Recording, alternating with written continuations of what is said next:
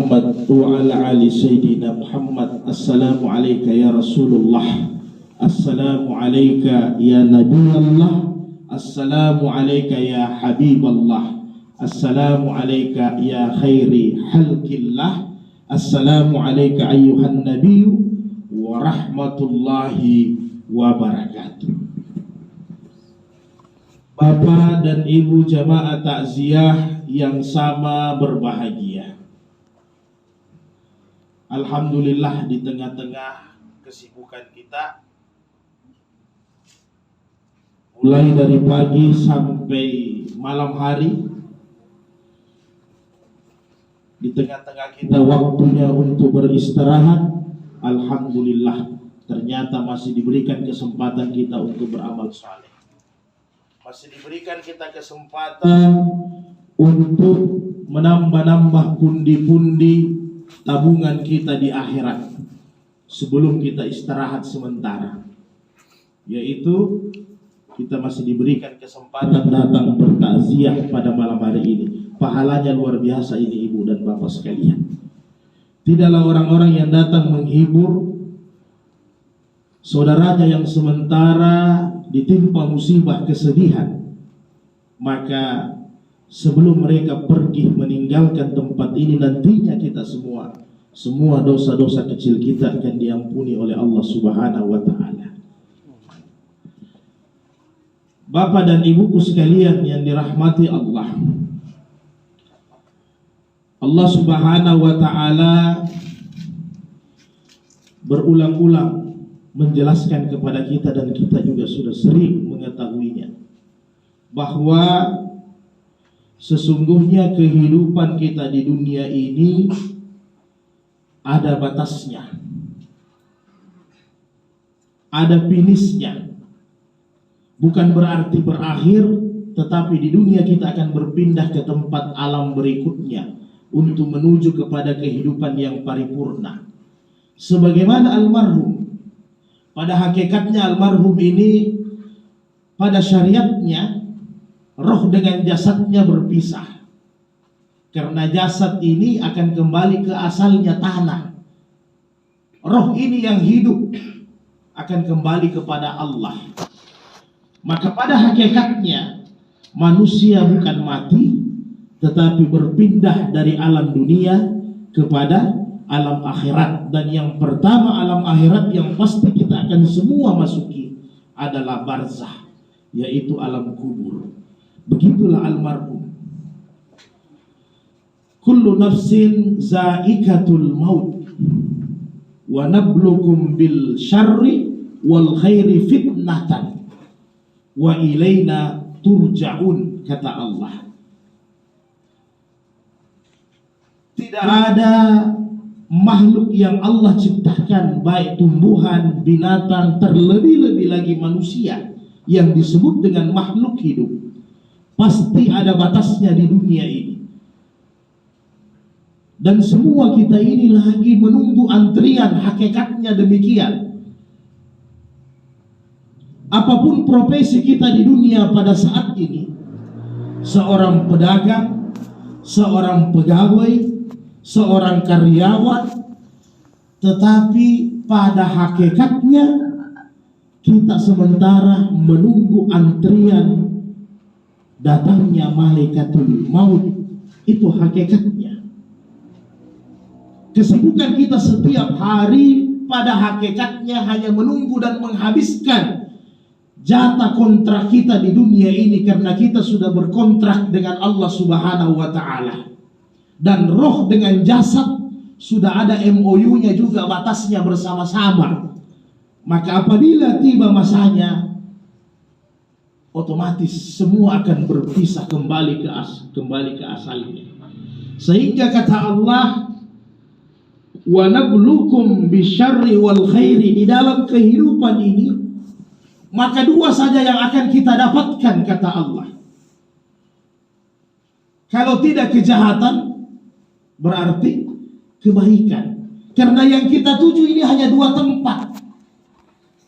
Kebaikan endingnya nanti surga, keburukan, dosa dan kejahatan endingnya nanti neraka. Itu saja dua tempat tujuan kita. Wa ilaina turja'un, dan pasti tidak ada satu manusia pun yang kekal. Semua akan kembali kepada kami karena semua dari kami. Sehingga disunnahkan oleh Nabi apabila kita menerima berita duka, musibah apa saja, diajarkan kepada kita inna lillahi wa inna ilaihi raji'un, karena memang semuanya adalah miliknya Allah Subhanahu wa ta'ala. Nyawa yang kita miliki, kehidupan yang kita miliki adalah milik Allah, bukan milik kita, hanya titipan sementara. Apalagi harta benda, apalagi barang-barang, apalagi pekerjaan. Sedangkan yang paling berharga ini hidup adalah miliknya Allah Subhanahu wa ta'ala. Satu ketika Ibnu Umar bercerita dalam Sahih Bukhari, ketika aku berjumpa dengan Rasul, maka Rasulullah SAW fi mankibi, Rasul memegang kedua pundakku dengan kedua tangannya. Wakala Rasul memberikan nasihat kepadaku.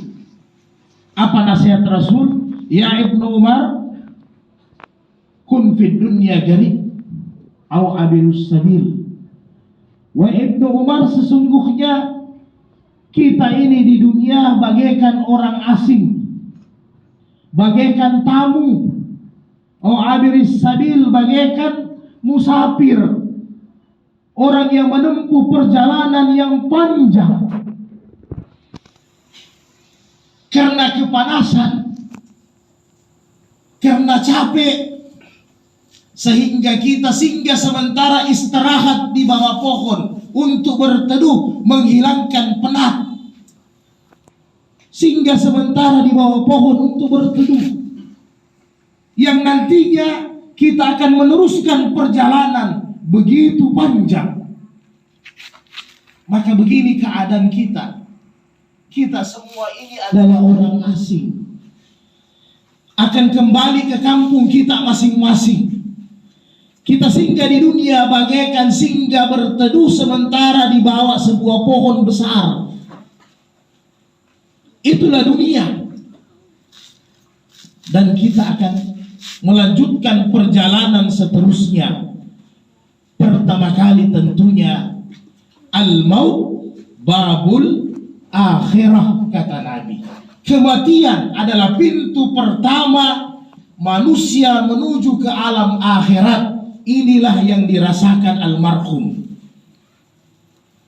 Dan semua kita, kata Nabi, akan melalui pintu itu tanpa terkecuali. Siapapun akan melewati itu pintu, mau atau tidak mau, rela atau tidak rela, lari atau tidak lari, sembunyi atau tidak sembunyi, pasti akan menuju ke pintu itu. Karena itu pintu pertama kali di alam akhirat yang semua kita pasti akan ke sana. Sehingga kata Rasulullah, wa'uddakum li ahlil kubur, sebagaimana kalian mempersiapkan diri hidup di dunia ini 60 tahun, apa yang kita persiapkan? Sandang, papan, pangan. Kenapa? Karena kita ingin berteduh, jangan sampai kehujanan, jangan sampai kepanasan. Kita menyiapkan pakaian, jangan sampai kita kedinginan, jangan sampai aurat kita terbuka. Kita menyiapkan pangan, makanan, jangan sampai kita kelaparan. Maka ini juga kata Nabi, demikian juga wahai umatku, wa'uddakum li ahlil kubur, sebagaimana kalian mempersiapkan sebaik-baiknya untuk kehidupan dunia 60-70 tahun, maka wajib bagi kita untuk mempersiapkan kehidupan sebagai ahli kubur. Almarhum sudah bukan ahli dunia lagi. Almarhum Pak Saiful sudah jadi ahli kubur. Dan semua kita ini akan berpindah status dari ahli dunia kepada ahli kubur, cepat atau lambat. Sebagaimana kita di dunia butuh semuanya, begitu juga di alam barzakh semuanya juga dibutuhkan.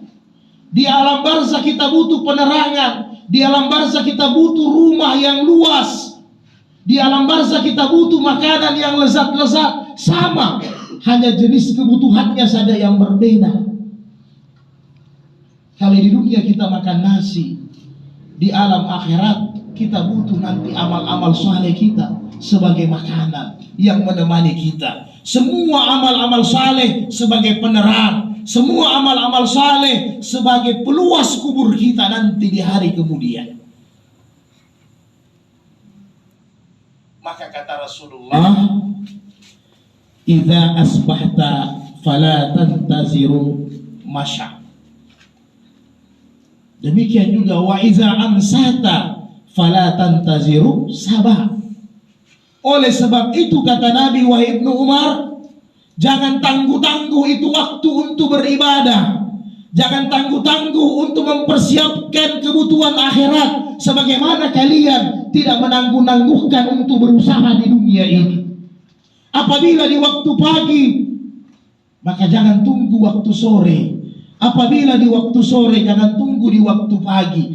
Jangan beralasan karena saya masih kaya, sibuk. Nanti saya sibuk di kantor, sibuk di pekerjaan, sibuk di perusahaan. Nanti saya pensiun baru saya beribadah kepada Allah. Kalau sampai umurnya, saudaraku, saya masih miskin, belum punya harta yang banyak, saya harus banting tulang berusaha setiap hari. Nanti saya kaya, nanti saya mandiri, baru saya beribadah kepada Allah. Kalau sampai umurnya, saudaraku, karena tidak ada yang tahu. Seandainya ada catatan kontrak itu sama kita di tangan, kita tahu kapan jangka waktunya, bagus. Tetapi saya, kontrak itu kita tanda tangani dengan Allah, tapi tidak ditahu kapan akhirnya. Maka janganlah kita tangguh-tangguh. Saya menasihati diri saya dan kita semua. Inilah doa kita setiap hari. Rabbana atina fid dunya hasanah wa fil akhirati hasanah. Artinya, sebagaimana kita butuh kehidupan dunia, berarti kehidupan nanti di kubur, kehidupan nanti di akhirat jauh juga lebih membutuhkan segala-galanya. Maka oleh itu, faman kana yarju liqa'a rabbih falyamal 'amalan shalihan wa la yusyrik bi ibadati rabbih ahada. Kalau kita ingin berjumpa dengan Allah dalam keadaan Allah ridha kepada kita, kita ingin merindukan surga, merindukan kehidupan akhirat yang bahagia dan baik, maka tidak ada jalan lain kecuali falyamal 'amalan shalihan, kecuali dengan beramal, beriman dan beramal saleh kepada Allah Subhanahu wa ta'ala. Perbaiki salat 5 waktu kita. Jangan sampai lalaikan 5 waktu. Apapun yang terjadi, mau gempa bumi, mau gunung meledak, mau tsunami, tidak ada keringanan untuk meninggalkan salat. Kecuali ibu-ibuku dalam keadaan haid atau nifas. Tetapi kata Rasulullah, salatlah dengan berdiri, tidak mampu dengan duduk, tidak mampu dengan berbaring, tidak mampu dengan isyarat, tidak mampu dengan hati. Kalau sudah tidak bisa hati, berarti disalatkan. Jadi tidak ada keringanan untuk salat 5 waktu. Apapun kesibukan kita, setiap hari yang kedua baca Quran, Bapak dan Ibu sekalian. Sekarang kita di mana-mana, kita tidak tahu bagaimana, luar biasa. Mungkin 10 tahun akan datang ada lagi lebih canggih daripada Android. Setiap tahun luar biasa kecanggihan dunia. Inilah kata Nabi, musanna, satu saat nanti dunia dalam genggaman manusia, tapi makin lalai manusia dengan aku, kata Allah. Sekarang tidak sampai sekian detik Amerika bisa kita pegang, dunia bisa kita pegang. Bayangkan luar biasanya hari ini.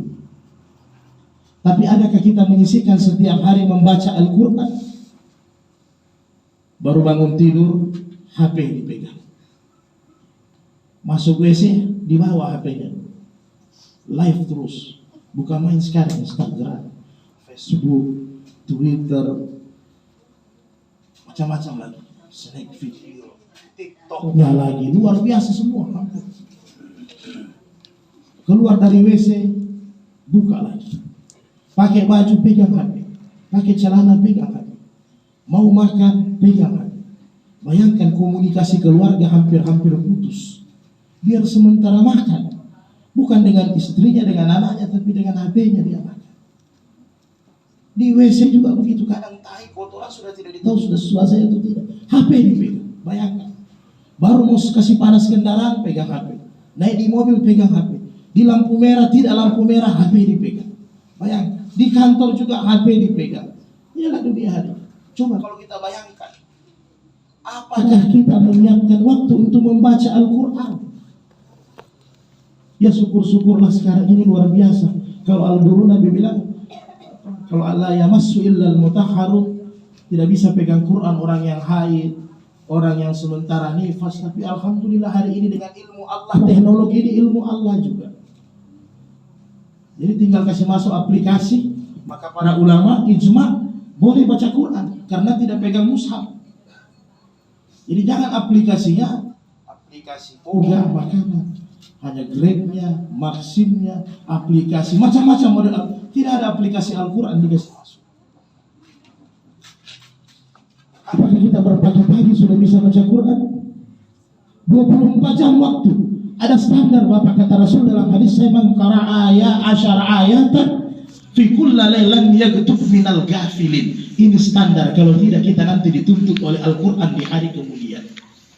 Barang siapa yang membaca Al-Quran 10 ayat dari 24 jam Allah berikan kita waktu, lan yaktub minal ghafilin, maka Allah tidak akan catat kita termasuk orang-orang yang lalai.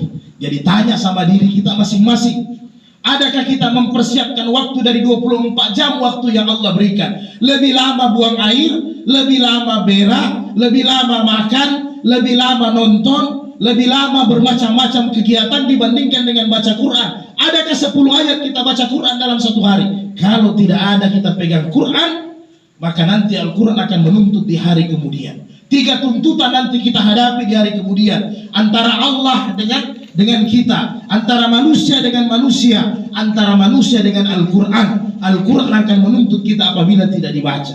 Jadi bagaimana orang yang meninggal tidak tahu baca Quran? Na'udzubillah, summa na'udzubillahi min zalik. Yang tidak bisa baca Quran, tidak ada kata-kata terlambat. Belajar ini. Jangan sampai buta huruf kita meninggalkan dunia ini. Karena sekarang orang tidak tahu baca tulisan Indonesia. Orang-orang tua kita yang kelahiran 40-50 tahun, tahun 50-an 40-an, tapi kalau hitung uang luar biasa, tidak bisa dikasih bodoh. Iya. Jadi tidak ada alasan kita tidak bisa baca Quran. Siapkan waktu setiap hari untuk baca Quran. Di tengah-tengah kesibukan kita luar biasa. Ditambah lagi zikir, ditambah lagi hablum minan nas diperbaiki, silaturahmi, ziarah, termasuk seperti ini takziah. Ini semua bekal-bekal kita untuk di akhirat. Mudah-mudahan Allah berikan kita kekuatan untuk senantiasa memperbaiki keimanan, untuk senantiasa memperbanyak amal-amal saleh kita. Karena tabungan kita sudah jelas. Di dunia saja kita ingin supaya setiap bulan kita kerja tentunya ada dia punya keuntungan laba, sehingga laba bersih bisa kita tabung di Tabanas, di tabungan kita untuk investasi masa tua dan sebagainya. Demikian juga nanti di akhirat kita ini ada tabungan. Jangan lupa setiap hari tabungan kita di akhirat diisi terus supaya nanti tabungannya meningkat. Untuk bekal apa? Bekal kita di kubur, bekal kita di sakaratul maut, bekal kita di padang mahsyar, bekal kita di sirat untuk menuju kepada Allah Subhanahu wa taala. Dan mudah-mudahan almarhum di sana bersama dengan amal solehnya. Terkhusus keluarga yang ditinggalkan, maka tetangga kerabat pasti ada masanya 3 hari. Kita mengirimkan doa. Dengan kita datang ini kita sudah kirimkan doa kepada almarhum. Tetapi paling 3 hari. Maka kewajiban daripada keluarga, utamanya anaknya, itulah fungsi anak. Anak itu adalah harta yang berharga. Anak itu adalah seperti sedekah jariah, dipelihara, dididik, diberi pendidikan, diberi agama, supaya ketika kita sudah meninggal, inilah fungsinya anak, mengirimkan doa kepada